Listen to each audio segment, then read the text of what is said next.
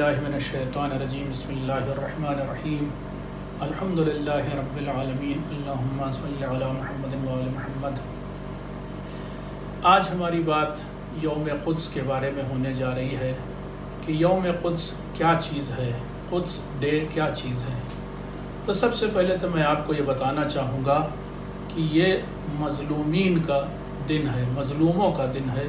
اس کو ایسے بھی آپ کہہ سکتے ہیں کہ یہ ڈے آف اپریسڈ ہے۔ گرچہ یہ شروعات اس کی ہوئی تھی فلسطین کے ان مظلوموں کے لیے کہ جو سالہ سال سے ظلم جھیلتے چلے آ رہے ہیں، ان کی رہائی کے لیے، لیکن آپ جیسے کہ جانتے ہیں آج ساری دنیا میں ظلم پھیلا ہوا ہے۔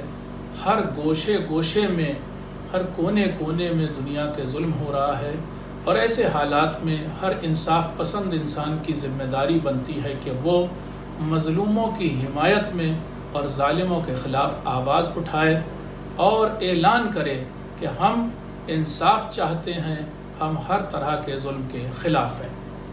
اب جہاں تک بات خود فلسطین کی آتی ہے تو میں آج اپنے اس چھوٹے سے بیان میں آپ کے سامنے فلسطین کے بارے میں، قدس کے بارے میں قرآنک پرسپیکٹو بھی پیش کروں گا اور ہسٹوریکل پرسپیکٹو بھی، یعنی قرآنی نظریہ کیا ہے اور ہسٹری کیا کہتی، سب ملا کر کے آپ کے سامنے ایک جامع بات کہنے جا رہا ہوں۔ سب سے پہلے میں قرآن سے شروع کرتا ہوں۔ قرآن میں سورہ مائدہ جو کہ 5واں سورہ ہے، اس کی آیات اگر آپ دیکھیں تو آیت نمبر 21 سے لے کر کے 26 تک اس بارے میں تذکرہ کیا گیا ہے۔ اور یہ کب کا تذکرہ ہے کہ جب جناب موسیٰ علیہ السلام اور ان کے ساتھیوں کو کہ جنہیں بنی اسرائیل کہا ہے قرآن نے، ان کو آزادی اور چھٹکارا مل گیا فرعون سے، وہ فرعون سے نجات پا گئے اور پیچھے آنے والا فرعون اپنے لشکر کے ساتھ دریا میں غرق ہو گیا، ڈوب گیا۔ اس کے بعد کا قصہ کیا ہے؟ عام طور سے یہ قصہ بیان نہیں کیا جاتا کہ پھر موسیٰ اور ان کی امت کا کیا حال ہوا۔ تو اب اس بارے میں قرآن کہہ رہا ہے کہ پھر جناب موسیٰ علیہ السلام اپنی امت کو، اپنے ساتھیوں کو لے کر چلے، ایک لمبا راستہ طے کرتے کرتے وہ ایک جگہ پہنچے، ایک سرزمین پر پہنچے جس کا نام کنعان تھا۔ اب اس کے بعد قرآن کیا کہہ رہا ہے کہ جناب موسیٰ نے اپنی قوم سے کہا، یا قوم ادخلوا الارض المقدسہ، اے میرے قوم والوں، ادخلوا، داخل ہو جاؤ، الارض المقدسہ، پاک سرزمین پر، مقدس سرزمین پر، التی کتب اللہ لکم، وہ سرزمین کے جو اللہ نے تمہارے لیے لکھ دی ہے، ولا ترتدوا علی ادبارکم، دیکھو تم لوگ اپنے پیٹھ پیچھے نہ لوٹنا، واپس نہ جانا، فتنقلبوا خاسرین، اگر تم نے ایسا کیا تو تم لوگ گھاٹا اٹھانے والوں میں شمار ہو گئے۔ اب وہ زمین کون سی تھی جسے تاریخ نے کنعان لکھا، ہسٹری نے کنعان لکھا، اور قرآن نے اسے پاک سرزمین یا ارض مقدس کہا۔ جناب موسیٰ نے اپنی امت سے ایسا کہا۔ اب اس کے بعد امت والوں نے کیا کہا؟ جو بنی اسرائیل، جن کو بعد میں یہودی کہا گیا یا یہودی کہلاتے ہیں، انہوں نے کیا کہا جناب موسیٰ سے، اپنے نبی سے، قالوا یا موسیٰ ان فیہا قوما جبارین، اے موسیٰ اس سرزمین پر تو ایک جابر ظالم قوم بستی ہے۔ ابھی دیکھیے یہ یہودی داخل نہیں ہوئے فلسطین میں، لیکن پہلے ہی کنعان میں داخل نہیں ہوئے، لیکن پہلے ہی کہہ رہے ہیں کہ وہاں تو ایک جابر اور ظالم قوم بستی ہے۔ وَإِنَّا لَن نَدْخُلَهَا حَتَّى يَخْرُجُوا مِنْهَا، اور ہم اس سرزمین پر داخل نہیں ہوں گے جب تک کہ وہاں کے اپنے بسنے والے لوگ باہر نہیں نکل جائیں گے۔ اچھا، بسنے والے جو لوگ تھے اس قوم کا نام فلسطین تھا، جگہ کا نام فلسطین نہیں تھا، جگہ کا نام کنعان تھا، بسنے والی قوم کا نام فلسطین تھا۔ اب کیا کہہ رہے ہیں موسیٰ کے ساتھ ہی کہ جب تک یہ یہاں کے بسنے والے لوگ نکل نہیں جائیں گے ہم اس سرزمین پر داخل نہیں ہوں گے۔ فَإِن يَخْرُجُوا مِنْهَا فَإِنَّا دَاخِلُونَ، اگر یہ لوگ نکل جائیں گے تب ہم داخل ہوں گے۔ اب ایک آیت چھوڑ کر کے میں آپ کو بتاتا ہوں کہ جناب موسیٰ نے پھر کیا کہا۔ ان سے داخل ہونے کو تو کہا ہی تھا، اب قوم نے آگے بڑھ کر کے ایک جملہ اور کہا جناب موسیٰ سے، قالو، قوم والے بولے، بنی اسرائیل یعنی یہودی بولے، یا موسیٰ، اے موسیٰ، انا لن ندخلها ابدا ما داموا فیہا، جب تک کہ یہاں پر یہ فلسطینی لوگ بس رہے ہیں اس کنعان کی سرزمین پر، ہم اس میں داخل ہی نہیں ہوں گے۔ جناب موسیٰ نے بڑا اصرار کیا تو اب جواب میں اور کیا کہا، فَاذْهَبْ أَنْتَ وَرَبُّكَ فَقَاتِلَا، موسیٰ اگر آپ کو جانے کا، داخل ہونے کا بڑا شوق ہے تو آپ اور آپ کا رب یعنی اللہ تعالیٰ جائے اور فلسطینیوں سے جنگ کرے، اِنَّا هَاهُنَا قَاعِدُونَ، ہم تو یہیں بیٹھے رہیں گے، ہم نہیں جائیں گے، آپ جائے اور اللہ تعالیٰ جائے ان سے جنگ کرے۔ یہ رویہ تھا بنی اسرائیل کا اس وقت۔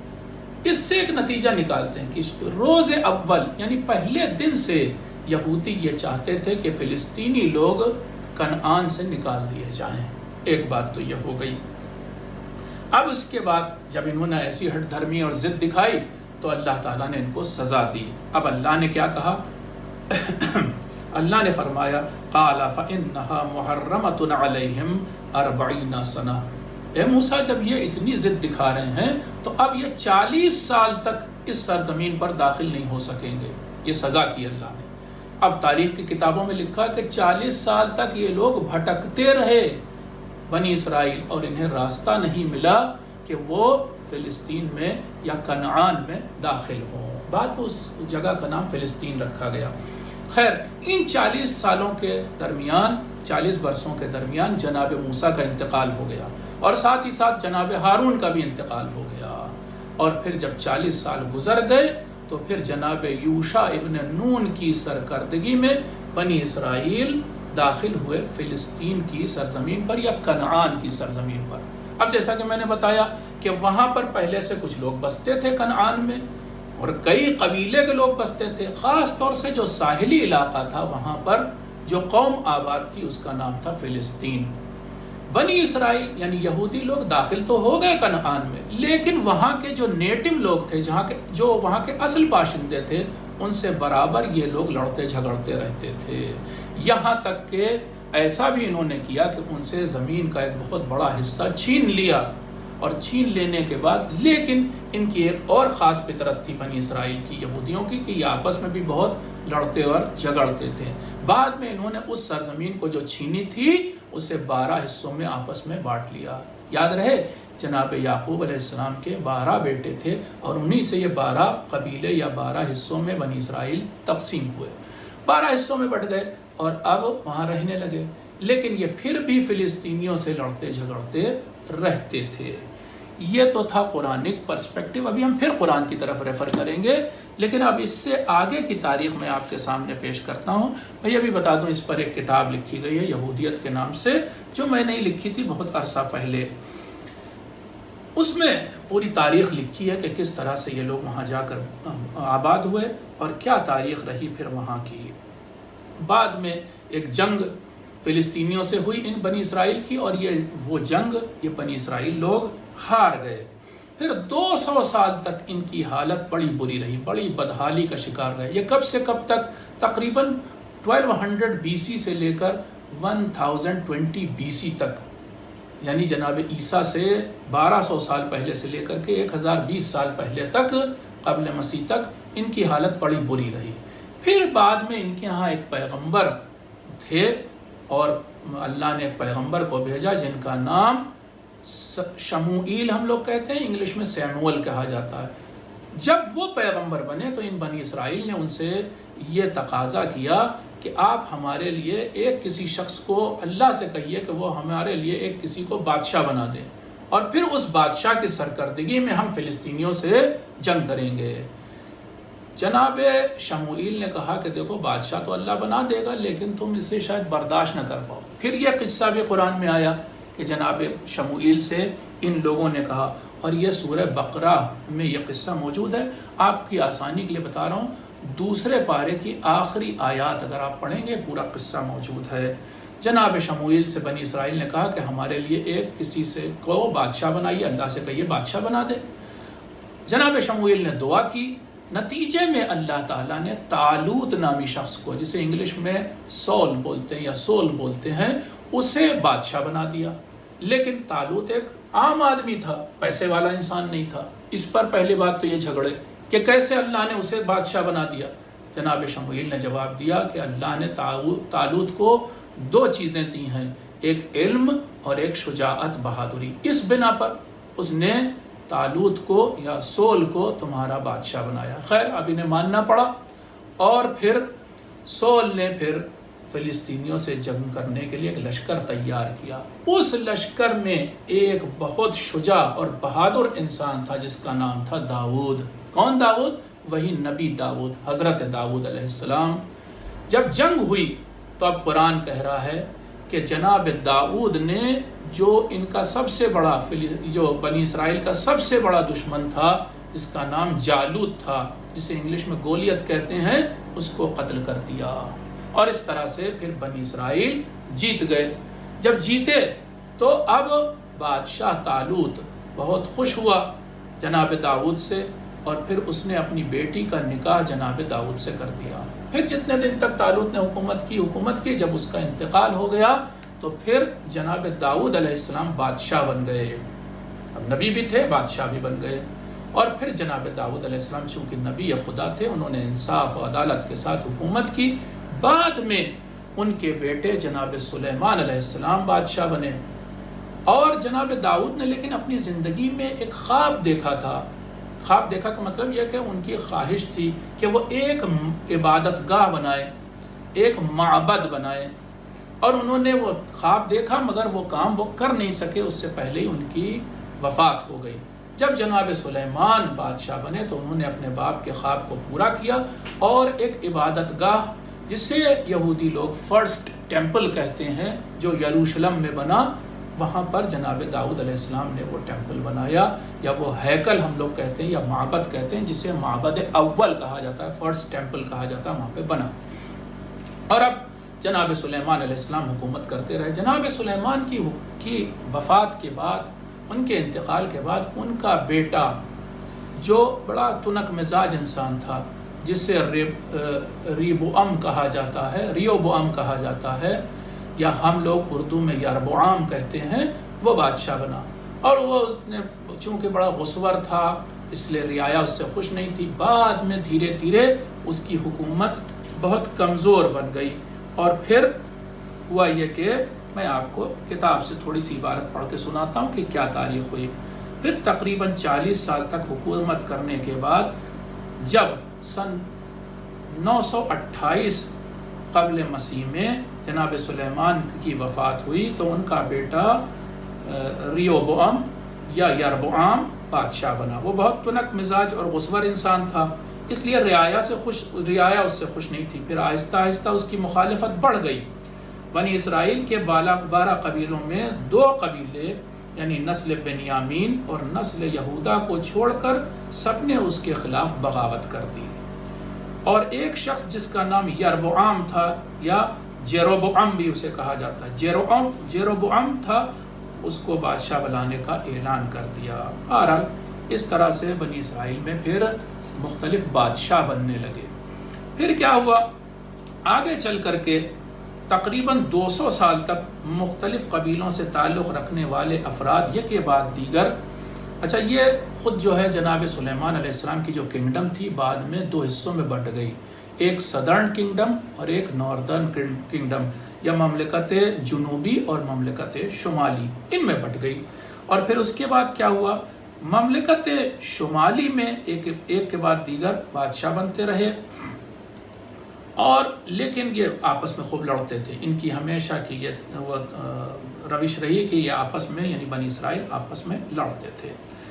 پھر کیا ہوا؟ بعد میں اپنی بقا کے لیے جب اتنا لڑے کہ پاس کی حکومت نے ان کے اوپر حملہ کیا، اور پہلے تو انہوں نے اسیرینس یعنی آشوری لوگ، جو پاس کی حکومت تھی، بہت پاورفل حکومت تھی، پہلے تو ان کو پیسہ دے کر کے اپنی حفاظت کا انتظام کیا، لیکن بعد میں سن 722 قبل مسیح میں یعنی 722 BC میں اسرائیلیوں نے تاوان دینے سے انکار کر دیا بنی اسرائیل نے، تو آشوریوں نے ان پر حملہ کیا اور انہیں ان کی سرزمین سے نکال دیا۔ لیکن دوسری طرف جو سدرن کنگڈم تھی یا مملکت جنوبی تھی، اس میں نسل داؤد کے بادشاہوں کا سلسلہ جاری رہا، کیونکہ وہ لوگ آشوریوں کو یعنی اسیرینز کو تاوان دیتے رہے، پیسہ دیتے رہے، اور اس طرح مملکت شمالی کے ختم ہو جانے کے بعد بھی مملکت جنوبی باقی رہی۔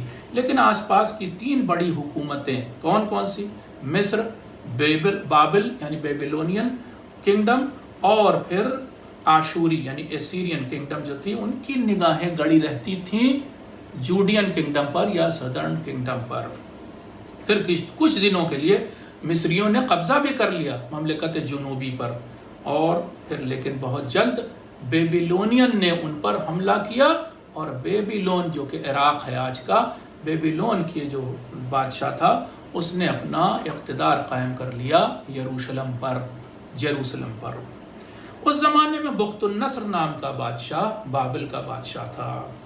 इब्तिदा में उसने सिवाय मालियात यानी पैसा लेने के इनसे कोई इनके ऊपर ज़्यादती नहीं की यहूदियों पे, लेकिन जब यहूदियों ने उसके ख़िलाफ़ बगावत की कोशिश की तो उसने एक बार फिर जेरूसलम पर हमला किया और बादशाह के ख़जाने को लूट लिया, साथ ही लोगों की एक बड़ी तादाद को कैदी बनाकर अपने साथ ले गया। वापस जाते वक्त उसने यहूदियों में से ही एक शख्स को, जिसका नाम ज़दकिया या सदकिया जो उर्दू में बोला जाता है, सदकिया को बाकी मानदा यहूदियों पर अपने नुमाइंदे के तौर पर मुकर्रर कर दिया।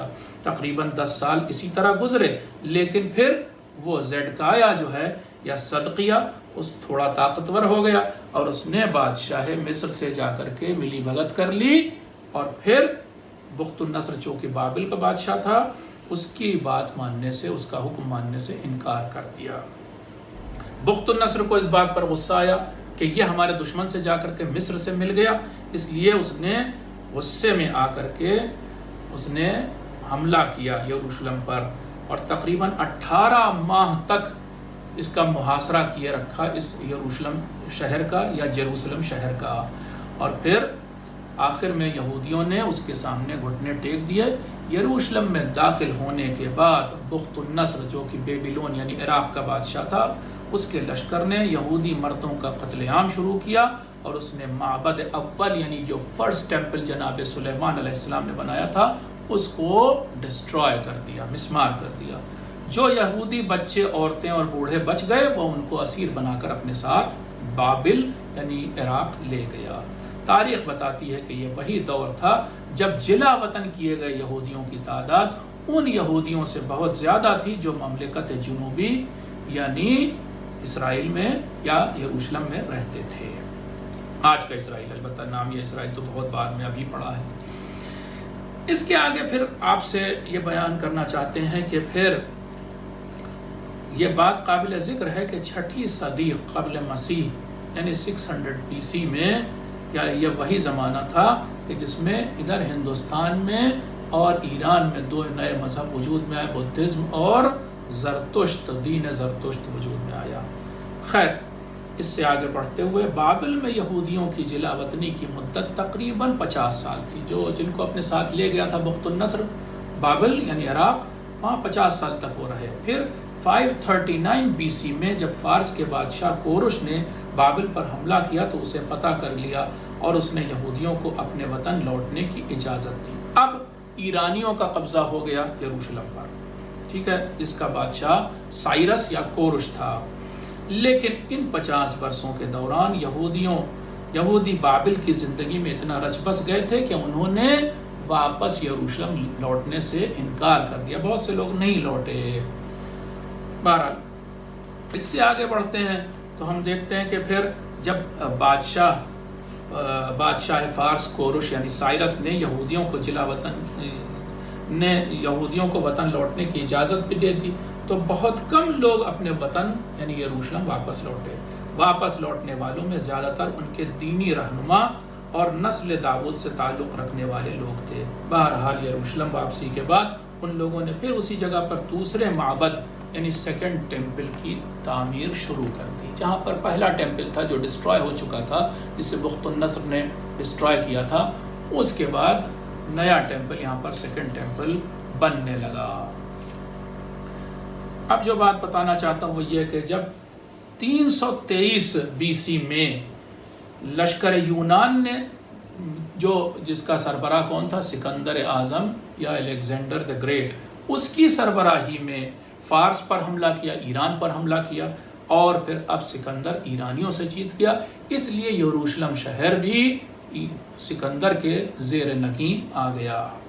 बाद में اس کے کچھ ہی سال بعد یعنی 9 سال بعد، اس حملے کے 9 سال بعد خود سکندر مر گیا، اور اس کے 4 جو بڑے کمانڈر تھے انہوں نے سکندر کی ساری کنگڈم کو آپس میں بانٹ لیا۔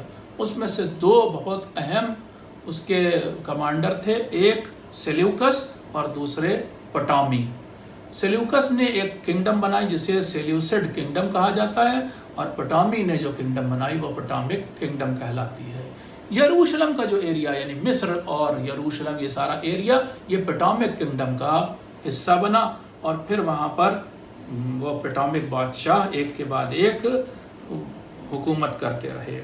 تقریباً 1 صدی یعنی 100 سال تک مملکت جنوبی یعنی صدرن کنگڈم میں قائم رہنے والے امن و امان اور چین کا خاتمہ تب ہوا جب سیلیوسڈ بادشاہ اینٹی آکس فورتھ نے اپنے پٹامک بادشاہ سے یروشلم چھین لیا۔ اب سیلیوسڈ کے پاس چلا گیا اور اس کے بعد اسے اپنے قبضے میں لے لیا۔ پھر کچھ عرصہ اور گزرا، ان میں آپس میں لڑائیاں، آپس میں بنی اسرائیل میں ہمیشہ لڑائی رہی، اور ان کی ایک خاص بات یہ رہی کہ جس بادشاہ کے یہ زیر لگی رہتے تھے اسی کے خلاف بغاوت کرتے تھے، اسی کے خلاف سازش کرتے تھے۔ حالانکہ بہت سے ان میں ایسے بادشاہ تھے جو انہیں پوری آزادی دیتے تھے، خاص طور سے مذہبی آزادی دیتے تھے، کام کرنے کی آزادی دیتے تھے، وغیرہ وغیرہ۔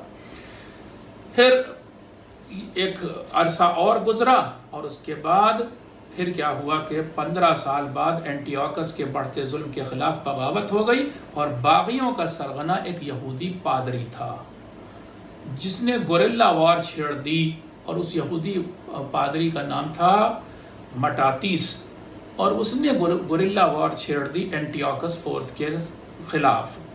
مٹاتیس کے بیٹے نے بادشاہ کے خلاف گوریلا وار چھیڑی، اور اس کے بعد 1 سال تک چلی اس جنگ میں مٹاتیس تو مارا گیا، مگر اس کا بیٹا یہودا مکابی وہ جو ہے فتح یاب ہوا، اور اس طرح یروشلم پر رہنے والے 175 سال تک چلنے والے یونانی جو قبضے کا خاتمہ ہو گیا، اور ایک بار پھر سے یہودی حکمرانوں کا قبضہ ہو گیا۔ آج یہودی لوگ اسی فتح، اسی کامیابی کی خوشی میں ایک تہوار مناتے ہیں جسے ہانوکہ بولا جاتا ہے، وہ اسی کی خوشی میں مناتے ہیں۔ خاندان مکابی کے بادشاہ ایک کے بعد ایک عرصے تک ایک کے بعد ایک حکومت کرتے رہے، لیکن رفتہ رفتہ ان میں آپس میں اقتدار کی رسہ کشی شروع ہو گئی، اور روز بروز عوام پر ان کے مظالم بھی بڑھنے لگے۔ وقت گزرنے کے ساتھ ساتھ سارے مکابی بھائی یا تو قتل کر دیے گئے یا پھر طبیعی موت مر گئے۔ آخر میں مکابیوں کے آخری فرد شمعون، جسے سائمن بولتے ہیں انگلش میں، نے اپنے بادشاہ ہونے کا اعلان کر دیا۔ اب یہودیوں کی حکومت چل رہی ہے۔ بہرحال پھر شمعون کے زمانے میں یہودیت میں ایک نئی جان پڑ گئی، اور اس دور میں گویا یہودیوں کو پھر سے مکمل آزادی حاصل ہو گئی۔ شمعون کے بیٹے ہرکینس نے مملکت جنوبی کی توسیع کے لیے آس پاس کے ملکوں پر حملہ کرنا شروع کر دیا، اور پھر فتح کی گئی سرزمینوں پر رہنے والوں کو یہودیت قبول کرنے پر مجبور کر دیا، یعنی فورسفل کنورژن کیا اس بادشاہ نے یعنی ہرکینس نے، اور اس طرح سے لوگ زبردستی یہودی اس دور میں بنائے گئے۔ تقریباً 20 سال تک ہرکینس دوم یہودیوں کا دینی پیشوا اور شہنشاہ روم پامپی کا نمائندہ بن کر مملکت جنوبی پر راج کرتا رہا۔ پھر پامپی کی موت کے بعد قیصر روم یا جسے جولیس سیزر کہتے ہیں شہنشاہ روم بنا، لیکن جلد ہی وہ بھی قتل کر دیا گیا، اور اس کی جگہ مارک اینتھونی نے تخت شاہی کو سنبھالا۔ اینتھونی نے مملکت جنوبی کے لیے ہیروڈ کی شکل میں ایک ایسے یہودی گورنر کا انتخاب کیا جو اپنے دین سے زیادہ بادشاہ روم کا وفادار تھا۔ کہا جاتا ہے کہ ہیروڈ بہت ظالم اور بے رحم انسان تھا، البتہ اس نے اپنے زمانے میں معبد دوم یعنی سیکنڈ ٹیمپل کی توسیع کی، اسے بڑھایا اور اس کی تزئین یعنی اس کی سجاوٹ کا کام کیا۔ ساتھ ہی اس نے معبد دوم کے چاروں طرف ایک عظیم دیوار بنوائی، اس سیکنڈ ٹیمپل کے چاروں طرف ایک عظیم دیوار بنوائی جس کا آج ویسٹرن پارٹ باقی ہے اس دیوار کا، اور وہی دیوار وہ ویسٹرن پارٹ ہی ویلنگ وال کہلاتی ہے یا دیوار ندبہ، جہاں پر آپ نے دیکھا ہوگا کہ یہودی لوگ جا کر کے اور اس سے لپٹ کر کے روتے ہیں اور گریا کرتے ہیں۔ بس آخری چند جملے، ہیروڈ کی موت کے بعد اس کے 4 بیٹوں میں تخت و تاج کے لیے جنگ شروع ہو گئی۔ تبھی حکومت روم نے مداخلت کی اور اقتدار کسی ایک کے ہاتھ سونپنے کے بجائے مملکت جنوبی کو 4 حصوں میں تقسیم کر دیا۔ ہیروڈ کے ہر بیٹے کو ایک حصہ دے دیا۔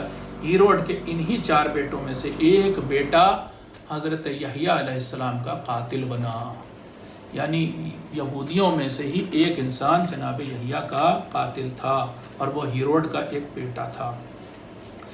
پھر یہودیوں کے کچھ گروہ رومیوں کے سخت خلاف تھے، حتیٰ کہ ان یہودیوں پر بھی حملہ کرتے تھے جو یا تو رومیوں کی حمایت کرتے تھے یا پھر غیر جانبدار رہتے تھے۔ بہرحال سن 66 عیسوی، اب جناب عیسیٰ کے بعد کی بات ہو رہی، سن 66 عیسوی 66 عیسوی تک کے آتے آتے تمام یہودی رومیوں کے خلاف ہو گئے اور انہوں نے حکومت روم کے خلاف بغاوت کر دی۔ دیکھا آپ نے، پھر سے جن کے زیر نگی تھے انہی کے خلاف بغاوت۔ یوں تو یہودی پورے جوش کے ساتھ رومیوں کے خلاف جنگ لڑ رہے تھے، لیکن اس میں متعدد گروہوں اور پارٹیوں کے ہونے کے سبب باہمی اختلاف بہت زیادہ تھا۔ مثلا ان میں اس بات پر اختلاف تھا کہ معبد دوم کا اصلی وارث کون ہے۔ اسی طرح وہ اس بات پر بھی جھگڑتے تھے کہ رومیوں کے خلاف جنگ کی سرداری کس گروہ کے پاس ہونی چاہیے۔ 3 سال تک چلنے والی اس جنگ کا خاتمہ اس طرح ہوا کہ بادشاہ روم کے بیٹے ٹائٹس، انگلش میں ٹائٹس بولتے ہیں، اردو میں قیطس، نے نہ صرف یروشلم پر بلکہ پوری مملکت جنوبی پر قبضہ کر لیا، اور پھر جو سیکنڈ ٹیمپل بنا تھا یعنی معبد دوم، اس کو بھی ڈسٹرائے کر دیا، مسمار کر دیا۔ یہ 2 واقعے 2 بار، یعنی ٹیمپل بنا اور ٹیمپل مسمار ہوا۔ یہ بات بھی قرآن مجید میں سورہ اسراء یا سورہ بنی اسرائیل کی آیت نمبر 4 سے لے کر آیت نمبر 8 میں آئی ہے، آپ دیکھ سکتے ہیں۔ میں یہاں پر بس تذکرہ کیے دیتا ہوں ان آیتوں کا۔ وَقَضَيْنَا إِلَىٰ بَنِي إِسْرَائِيلَ فِي الْكِتَابِ لَتُفْسِدُنَّ فِي الْأَرْضِ مَرَّتَيْنِ وَلَتَعْلُنَّ عُلُوًّا كَبِيرًا۔ ہم نے بنی اسرائیل کو بتا دیا تھا، ان کی کتاب میں ہی یہ خبر دے دی تھی کہ تم لوگ زمین پر 2 بار فساد پھیلاؤ گے، 2 بار تم بغاوت کرو گے اپنے بادشاہوں کے خلاف، اور بہت زیادہ تم لوگ اٹھو گے، بغاوت کرو گے۔ فَإِذَا جَاءَ وَعْدُ أُولَاهُمَا، پھر جب پہلا موقع آیا تو بَعَثْنَا عَلَيْكُمْ عِبَادًا لَنَا، تو ہم نے تم کو ٹھیک کرنے کے لیے اے بنی اسرائیل تم پر اپنے بندوں میں سے کچھ کو بھیجا، یعنی بخت النصر اور اس کے ساتھیوں کو۔ اولی بأس شدید، جو بہت زیادہ طاقتور لوگ تھے، اس زمانے کے پاورفل سپر پاور تھی، جو جہاں کا بادشاہ بخت النصر تھا۔ فجاسو خلال الدیار، تو وہ لوگ تمہارے گھر میں گھس گئے آ کر کے اور تمہیں گھر سے نکال کر کے مارا۔ وکان وعدا مفعولا، اور یہ وعدہ تو اللہ کا پورا ہو کے ہی رہنا تھا، تمہاری ایسی حالت تھی، تمہارا ایسا رویہ تھا۔